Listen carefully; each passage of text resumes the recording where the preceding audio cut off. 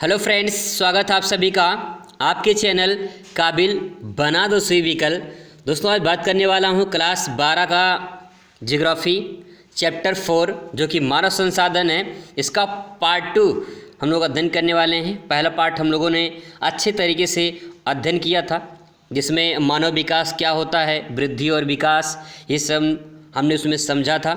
इसके साथ साथ मानव के जो 4 स्तंभ होते हैं उसको भी हमने अच्छे से समझा था। आज हम लोग बात करते हैं मानव विकास के उपागम, ठीक है, उसके बारे में हम लोग अध्ययन करते हैं। मानव विकास के उपागम के बारे में समझने की कोशिश करते हैं, तो इसको समझते हैं।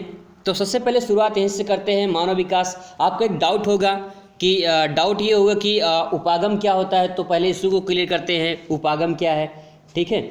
उपागम को इंग्लिश में मॉड्यूल कहते हैं, जिसका अर्थ होता है मापांक।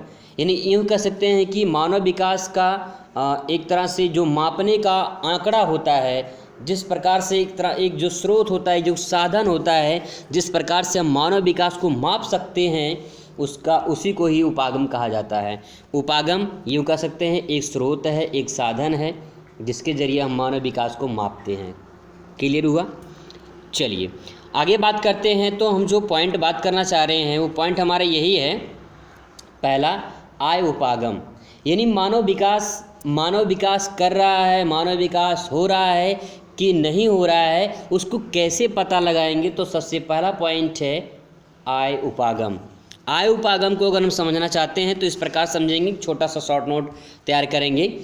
आय उपागम मतलब ये कि अगर किसी व्यक्ति की आय, जो इनकम होती है किसी व्यक्ति की, अगर आय उच्च होगी, ठीक है, पॉइंट को समझेंगे ध्यान से। अगर आय उच्च होगी तो मानव विकास भी क्या होगा, मानव विकास ऊंचा होगा। सिंपल पॉइंट है। अगर मान लेते हैं कि अगर आप गरीब हो, ठीक है, अगर आप गरीब हो तो क्या यहाँ पे मानव विकास होगा? मानव विकास नहीं होगा।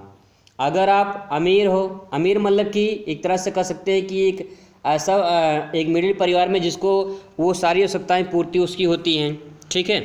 तो अगर आपके पास इनकम अच्छी है तो आपका ग्रोथ होगा, मानव विकास होगा। पॉइंट क्लियर है यहाँ तक?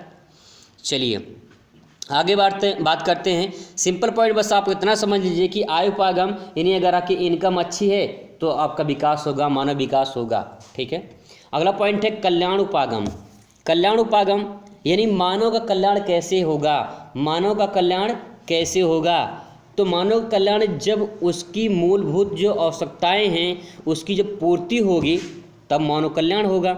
मानव कल्याण मतलब ये समझिए कि आज के डेट में जैसे जो लॉकडाउन चल रहा है कोरोना वायरस में, अगर इसको एग्जांपल लेते हैं तो यहाँ पे ऐसे बहुत सारे लोग हैं जिनको जो है राहत कार्य चाहिए, मतलब कि उनको जो है वो आवश्यकताओं की पूर्ति चाहिए, जो उनकी आवश्यकताएं हैं, जो मूलभूत आवश्यकताएं हैं, उनको जो आवश्यकता है ताकि वो भूखमरी से ना मरे, ठीक है। मानव जो इधर उधर फंसे हुए हैं, जो भूखमरी के कगार पर, जो जिनकी हालत और ख़राब हो चुकी है, तो वहाँ से हम लोग एग्जाम्पल ले सकते हैं कि अगर कल्याण इससे सरकार द्वारा जो अनाज वगैरह दिया जा रहा है, ठीक है, उनके राहत कार्य के लिए जो सुविधा पहुंचाई जा रही है, तो सरकार क्या कर रही है, उनके लिए कल्याण उपागम एक कल्याण का साधन, मतलब उनके लिए जो है एक साधन पहुंचा रही है ताकि उनको जो कोई समस्या ना उत्पन्न हो।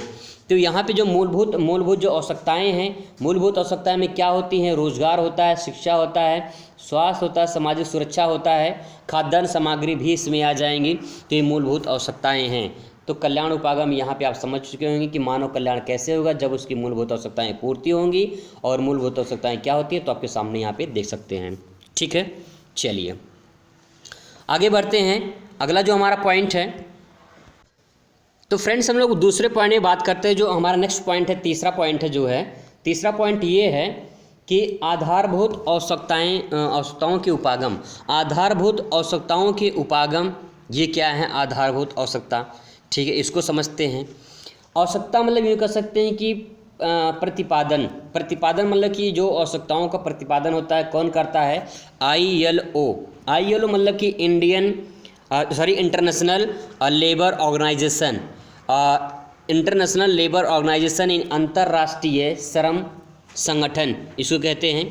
तो इसके अंतर्गत क्या होता है? इसके अंतर्गत ये कहा गया है इसमें 6 आधारभूत मूल आवश्यकताएं होंगी, आधारभूत आवश्यकताएं होंगी जिनकी पहचान की गई। कौन कौन से आवश्यकताएं हैं? तो पहला है स्वास्थ्य, दूसरा है शिक्षा, भोजन, स्वच्छता, जलापूर्ति और आवास। तो यहाँ पे जो पॉइंट है, तो यहाँ पे जो आवश्यकताएं हैं ये 6 आवश्यकताएं हैं जो कि किसके द्वारा कहा गया है? अंतर्राष्ट्रीय श्रम संगठन द्वारा ये 6 आधारभूत आवश्यकताएं हैं। तो अगर ये मानव की आवश्यकताएं जो आधारभूत आवश्यकताएं हैं अगर इसकी पूर्ति होगी तो अगर इसकी आवश्यकता पूर्ति होगी यानी अगर ये उच्च होगा तभी मानव विकास होगा। सिंपल पॉइंट है, ठीक है।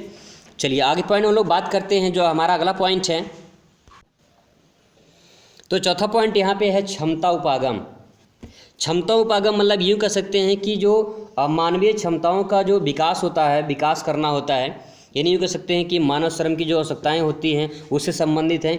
यहाँ पे देखिए जो लिखा, मानवीय आवश्यकताओं की क्षमता का विकास करना तथा विभिन्न संसाधनों तक उनको पहुँचाना। इसी प्रकार मानव विकास के उपागम को आप समझ सकते हैं। जैसे मान लीजिए कि अगर मानव की आय बढ़ेगी तो क्या होगा? मानव कल्याण होगा। अगर मानव का कल्याण होगा तो उसकी आधारभूत आवश्यकता की पूर्ति होगी। सिंपल पॉइंट है। इसके बाद क्या होगा? मानव की क्षमताएं जो उसकी आवश्यकताएं बढ़ेंगी तो क्या होगा? मानव की क्षमता जो है वो क्या होगा? वो बढ़ेगा, ठीक है। तो ये कैटेगरी वाइज यहाँ पे डिवाइड किया गया, इसको समझ सकते हैं। तो यहाँ पे जो उपागम है, मानव विकास के उपागम है, 4 पॉइंट है यहाँ पे जो मैंने क्लियर किया है।